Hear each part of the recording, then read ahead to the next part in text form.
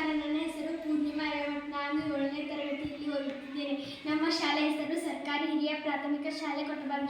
ನಾನು ಮಾಡುತ್ತಿರುವ ಪ್ರಯೋಗದ ಹೆಸರು ವಾತಾವರಣದ ಒತ್ತಡ.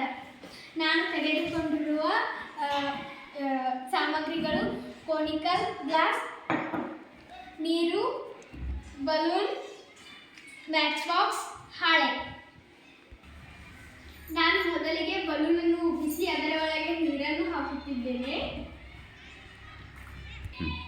ನಾನು ಬಲೂನಿನ ಒಳಗೆ ನೀರನ್ನು ಹಾಕಿ ಅದನ್ನು ಕೋನಿಕಲ್ ಗ್ಲಾಸ್ ಮೇಲೆ ಇಡುತ್ತಿದ್ದೇನೆ. ಈ ಬಲೂನು ಈ ಗ್ಲಾಸ್ ಮೇಲೆ ಹೋಗಲು ಕಷ್ಟವಾಗುತ್ತಿದೆ.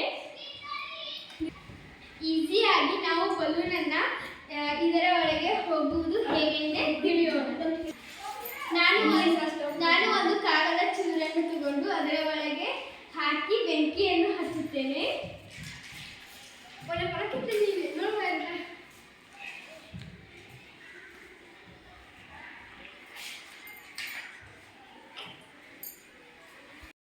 ನಾನು ಇದರ ಒಳಗೆ ಬೆಂಕಿ ಹಚ್ಚಿ ಹಾಕಿದ್ದೇನೆ. ಈ ಬಲೂನ್ ಹೇಗೆ ಹೋಗುತ್ತಿದೆ ನೋಡಿ.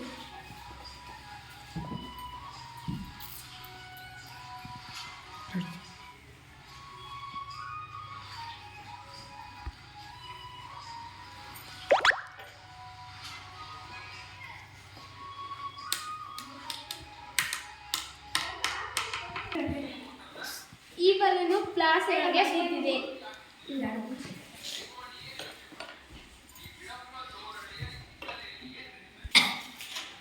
ನಾವು ಮೊದಲಿಗೆ ಬೆಂಕಿಯನ್ನು ಹಾಕಿದ್ದೇವೆ.